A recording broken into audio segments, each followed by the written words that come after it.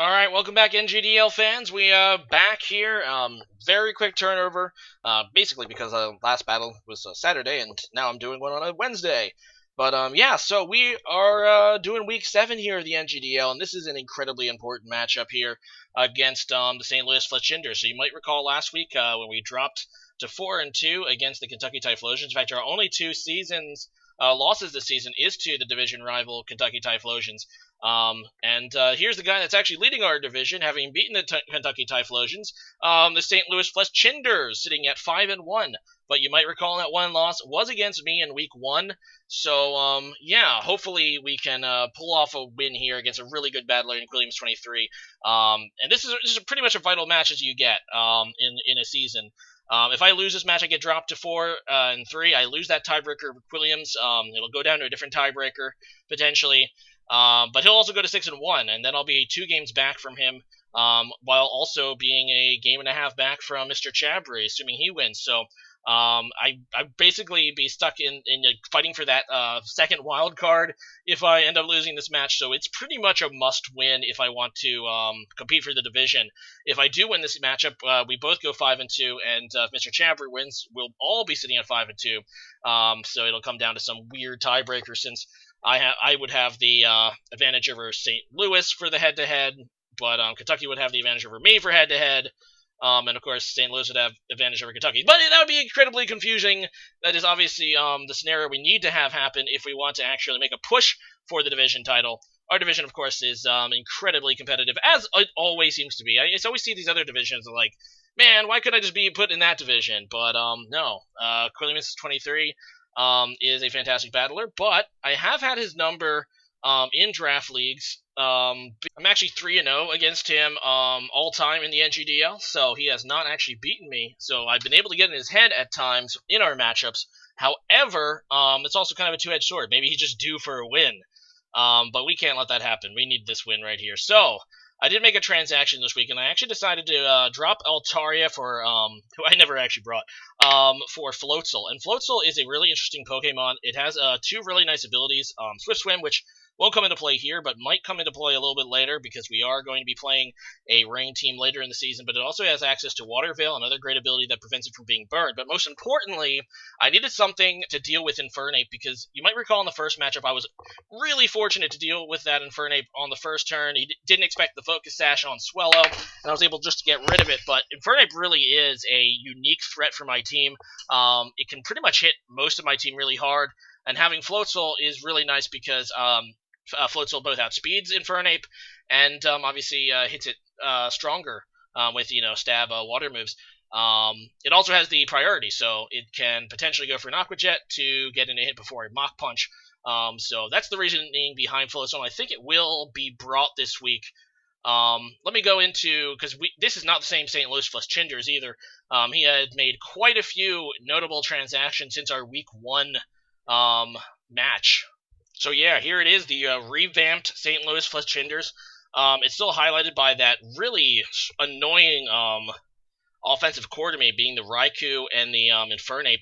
Infernape can hit most of my Pokemon super effectively, and electric Pokemon are always going to be a problem for me with this draft, as well as Rock, because basically a lot of my Pokemon are just weak to it. Now, that is Mega Garchomp you're seeing there, but he's probably just going to bring regular Garchomp. You can do that in this league.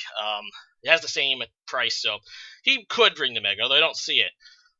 He made a transaction this week, actually, getting rid of Scizor, though, for the Scolipede, which is a Pokemon he used in the previous NGDLs, and it is incredibly scary, obviously, with speed boost, and its ability to carry, you can carry rock coverage, you can carry water coverage, not to mention its incredibly powerful stab, poison, and bug moves. Now, I do have Celesteela, which should be able to absorb, I think, any hit that this thing can do without a Swords Dance. But going into this match, I know that he really likes to use Substitute. So I already wrote it down. Like, if I'm in a position, I really cannot afford to switch out or try to predict switches against that Raikou. He tried to sub against me on the first week and almost broke the game open.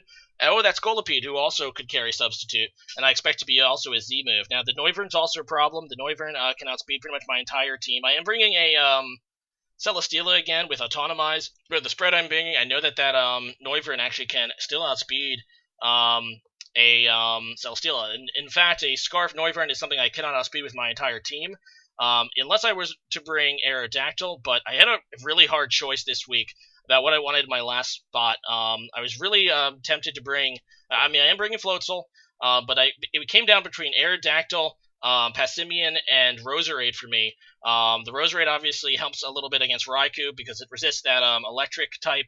Passimian helps against potential rock moves, which he probably will be carrying on Infernape and Garchomp and maybe even Scolipede. While Roserade, I already said Roserade, Aerodactyl helps a little bit against his flying types like Noivern, as well as giving me another Stealth Rock and Defogger.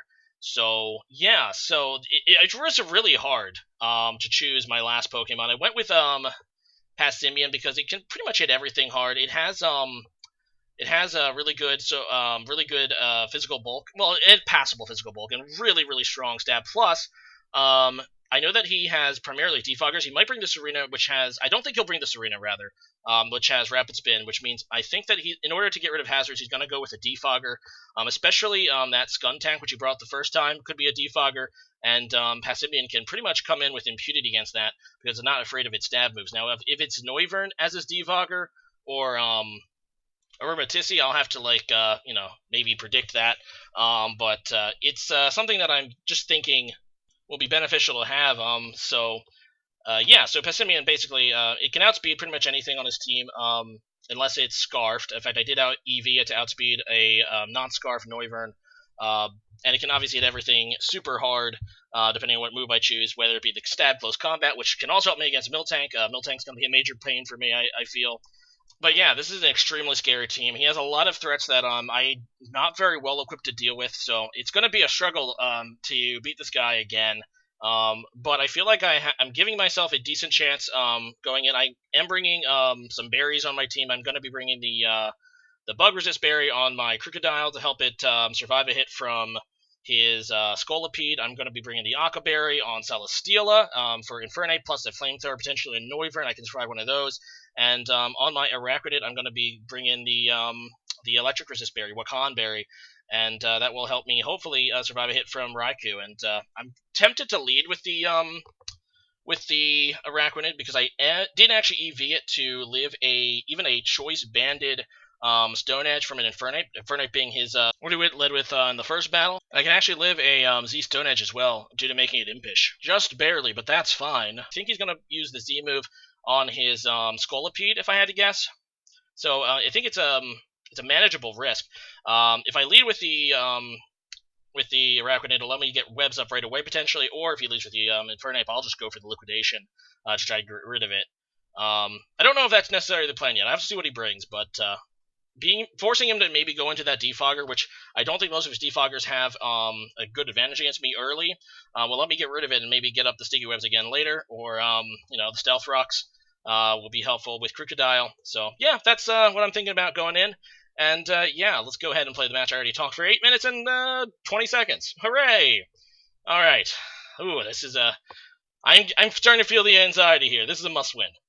Alright guys, here's the ultra important match here against Qwilliams23's St. Louis Fletchinders, and looking at what he brought, big surprise he didn't bring the Scolipede he transacted for this week, which I kind of expected. In fact, I brought the Bug Resist Berry on my Crocodile just in case, so yeah, that's kind of bummed out, although I guess it can still reduce damage from few turns, or maybe if he brings what is it on Raikou? The Signal Beam? Does he even get that? I don't even know. But he's going to go ahead and lead with Noivern. I kind of was worried about that, leading with Araquanid, but I'm just going to stick with the game plan. Like I said in pregame, I want to get off the early webs. And looking at his team, he has two possible Defoggers. This Noivern, which I kind of expect to be Scarfed and therefore not have Defog, and this here Skuntank, which he does go into. So I'm like, okay, I'm just going to go into my Passimian. That was the game plan going in. He's going to go for the Defog. We're gonna hopefully get this right, and he doesn't Will-O-Wisp. Please don't Will-O-Wisp. So I'm going to go into my Passimian, and he does go for the Defog. So, yeah, really awesome that my plan came into fruition, because I get my Defiant Boost, +2 attack, and I was thinking about going for the Earthquake, but I'm like, no, he might go back into Noivern. I'll go for Close Combat, because he'll do a ton of damage to him, whatever. But he ends up staying in, and he lives, because he's, like, max defense, and also got, like, some rolls in his favor, and then he goes for the Foul Play, and he crits! And I don't even know if that crit mattered. I did have minus defense, and my attack was +2, so maybe it didn't, but I'm just going to go ahead and say crit mattered. Maybe it didn't, I don't know. But anyway, I'm going to go to my Crocodile. I'm kind of thinking that he'll switch out here, so I'm just going to go for the Stealth Rocks. He is going to wisely defog instead, so that's a pretty smart play because he knows that if he switches out, he's not going to be able to come back in. So here I'm like, okay, I'm just going to revenge kill him, but Qwilliams again with the great play, switching out against my Earthquake, going out back in a Noivern. So yeah, not really great plays for me. It was important for me to go for the Earthquake because well, Stone Edge can miss, and if I go for the knockoff, then it'll trigger Aftermath, and I don't want to take that damage. But anyway, there goes my berry, so I did actually eat it. It did come in handy a little bit. So yeah, I'm going to go ahead and reduce that U-turn damage to nothing, and in comes Miltank, as I just go for the Stealth Rocks, and I'm thinking, okay, he's going to go for the Stealth Rocks of his own. That Stealth Rocks kills its only defogger, unless his Noivern carries it as well. So I'm going to go ahead and switch out, and I decide to go to Araquanid. Maybe you can criticize this play. I was thinking about going to Charizard so I can get it in before taking 50%, but I figured it would be more valuable for me to get the confirmed Sticky Webs up because he has that Infernape, he has that Raikou, and he also has Garchomp, which basically outspeeds my entire squad without webs, so I need to get those webs up. I do take the Toxic for my troubles, that sucks, but I'll try to Toxic this Miltank in return. I do need to wither it down a little bit. I'm assuming this is physical defense Miltank, which I am expecting because of Charizard. I just need to wither it down a little bit so I can kill it with a Z Focus Blast, which I did bring on my Floatzel, so that's pretty cool. In fact, I actually brought a purely physical Floatzel with like 4 special attack EVs and Focus Blast, just because it does more than Z Brick Break against full physical defense Miltank that I was expecting. But yeah, so he is going to switch out. It's actually a pretty good switch there, going out into his Skuntank to see what I do. Also to, let me take more toxic damage. It avoids him having to take liquidation damage on the Miltank. But now he can also go into this this Infernape, which I honestly think might be a Z mover at this point. Either that or he's going to be Scarf Banded. I don't know. Either way, he's going to go for the close combat. It's going to kill me no matter what it's set, even with my resistance and my defense EVs. I actually am Impish Araquanid. But no, it's a really powerful move. It's going to go ahead and kill me. But now I can go to Floatzel, and Floatzel definitely will outspeed, even if he is Scarf, because Floatzel has higher base speed. And I'm just going to go for the basically free liquidation. I was actually kind of hoping he wouldn't go into Noivern, because Noivern obviously could take that okay with the resistance, but he does go out into the Miltank, and I end up getting the defense drop off the liquidation, which I actually didn't want, because I'm thinking, okay, this might actually make him switch. Because if he expects Z Brick Break or even another liquidation, now he's -1 defense. Please don't switch. I'm going to go for the Z Focus Blast. Please don't switch. He's not going to switch. Okay, good. Now, obviously, Z Focus Blast would kill him at this range either way, assuming he is max physical defense. But Z Brick Break would not. Well, it would because the liquidation got the defense drop. But I was really worried. Here you predict Z Brick Break and switch out, making this damage not, well, I mean, it's going to do okay damage to anything except for the Noivern. But still, being able to kill that Miltank is huge. And now he can just go out into his Raikou, which I will definitely outspeed thanks to the Sticky Webs, unless he's like Scarf Raikou. I guess he could be Scarf Raikou. But no, he's going to get pressure, and I'm just going to try to use as much damage, because I wrote down in pre-grave, do not switch out against Raikou or Scolipede, because I know this guy loves Substitute way too much. Instead, he just goes for the Volt Switch, so that probably means he's either Assault Vested or I guess he could be, maybe he is Scarf. But either way, but either way, I get that liquidation damage off, which is really nice. And he has to show first, so I see the Infernape, so I'm just going to go into my Crocodile. Now, obviously, my punch would hurt, but not after the Intimidate, not so much. And I could get the kill on this thing. He is going to go ahead and switch, though, and he goes into the Garchomp, which is fine. I actually went for the Earthquake. I was super afraid of this guy going out into the Noivern instead. I was like, oh no, he's going into Noivern. I knew he'd go into Noivern, but no, he goes into the Garchomp. Okay, that's fine, because I am, I believe, Adamant max attack, so it does really considerable damage there with Earthquake. It's a 2-hit KO, so unless he's like Scarf Chomp, he can't outspeed me. Which I was kind of worried about. If he is Scarf Chomp, he can outspeed me. But I decided just to go for the other Earthquake, just in case. But he ends up going into Noivern, which is interesting. He just goes for the U-turn again to get some chip damage there. And yeah, so that's fine. I'm just going to actually go for the knockoff, figuring that if he does have like a Scarf on either Garchomp or Infernape, I can knock it off. And he ends up just U-turning back into Garchomp. So I just go for the knockoff. That will KO the Garchomp, so it's one less thing to worry about. And it did have Life Orb, not the Scarf, so I'm thinking, okay, maybe Infernape has Scarf. Then again, I haven't seen a Z-move user. Maybe his Ape is Z-move, but he's going to go into Salt Fire again, this Noivern. And that makes me feel a little bit better that it's not a Scarf Infernape, because if it was a Scarf Infernape, I think he would go into it here. But yeah, anyway, he misses with Hurricane, so a little bit luckier than my part. Then I miss with Stone Edge, so a little luckier on his part, but it actually ends up working out for me because now I know he's locked into a Hurricane, assuming this thing is Scarf, which I just kind of do at this point. In fact, that's what I thought he'd bring in the first place, because it did so much work against me the first time. So I feel comfortable going to my Celesteela. And I do have the Aqua Berry anyway, so I can live one fire move really well. I know that it's the right time to autonomize. I'm going to go ahead and go for it. It's going to give me +2 speed. Unfortunately, that's not going to help me outspeed a Scarf Noivern, who is incredibly fast, faster than I can get with autonomize. But with the +2 speed, I will outspeed this -1 speed Raikou. I decided to go for the Iron Head because it's the safest move I have. I don't want to risk missing with Rock Slide or go for the Earthquake, risking him going out to Noivern there. So, yeah, I get for the Iron Head. It does kill. Thankfully, he's not like max defense Raikou or something. And now I have him in a pickle. He sees my Aqua Berry. He knows I have it. And he's he goes for the Flamethrower. I actually thought he might go for the Hurricane just to get the confusion, because at this point I think I have him in my web. I go for the Iron Head to kill this guy, takes out the Noivern, no problem at +1 with only 25% HP. His last Pokemon is the Ape, and if it's Scarfed, I believe it can it still? I think if it's Scarf, it still outspeeds me. But if it's not, I can just go for the EQ, and, well, if he's banded, he might kill me with Mach Punch. So he goes for the Mach Punch. I live with 23 HP, get that EQ off. Even if I think I would have won that either way, actually. Even if it was banded and it took me out, I think I could have went and crit for the Intimidate and then finished it off with a Zard. But, no, it's Celesteela here with another Autonomize sweep. Celesteela is actually now the kill leader of Miami Dolphiones with 12. So yeah, I guess in these leagues when I transact for freaking Ultra Beasts, they always end up being my MVPs, and because let's face it, Ultra Beasts are freaking broken. Anyway, really great game there, Qwilliams. This division is going to be insane. It literally is going to be insane because, like I alluded to in pregame, if MrChabry wins, we're all going to be 5-2. I'm going to have the advantage over Qwilliams. Qwilliams is going to have the advantage over Chabry. And Chabry's going to have the advantage over me. So it's going to come down to some weird tiebreakers if we all finish with the same record. But still a lot of season left. We still have 5 games to go. But I really needed the win here to stay alive for the division race. And thankfully I was able to get it. Really great game, Qwilliams. You made a lot of great plays.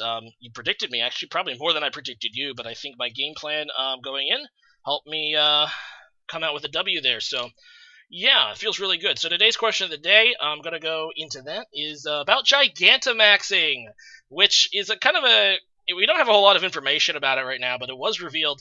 It seems to be that when a certain Pokemon Dynamax, they can actually transform their forms. So it's kind of like, I guess, Mega Evolutions, but not. I guess you can only do it while Dynamaxing. There's still not a whole lot, and apparently they get a special G move. I'm going to show you the ones that are revealed. This is Alcremie. Oh god, Alcremie. That's how I'm going to pronounce it. Okay, which is actually just like an ice cream Pokemon, but then it turns into a giant wedding cake. I don't know what to think about that. And what the thing is on top, I have no idea. But yeah, so here's what everyone's favorite Pokemon looks like in Gigantamax form, Corviknight. I have no idea how it transforms into this. This kind of looks like a dark type, to be honest. It'd be kind of interesting, although it says it's still flying. Anyway, so Dreadnought, which is like that crab thing, dragon thing. Oh no, it's like a water rock actually. Turns into this giant crab, or not crab. It's a turtle. It's a turtle. But it stands on 2 legs and looks freaking scary, actually. Honestly, I'm not entirely sure what to think about this feature. It kind of just seems like Mega Evolutions. I am curious to see if like any existing Pokemon will get Gigantamax forms, or if it's just newcomers. But yeah, leave a comment about what you think about what we know about the Gigantamax forms and the mechanic behind them. And thanks for watching, and thank goodness we are 5-2. Our division is going to literally be insane. It's going to come down to the wire. Why does it always happen that way for me? But yeah, I stayed alive in that division race. I think no matter what, I think all three of us are going to make the postseason. But obviously, we all want that #1 seed. So yeah, leave a comment about that and see you guys again next time. I am relieved at the end of this one, my friends. All right, good game. Bye.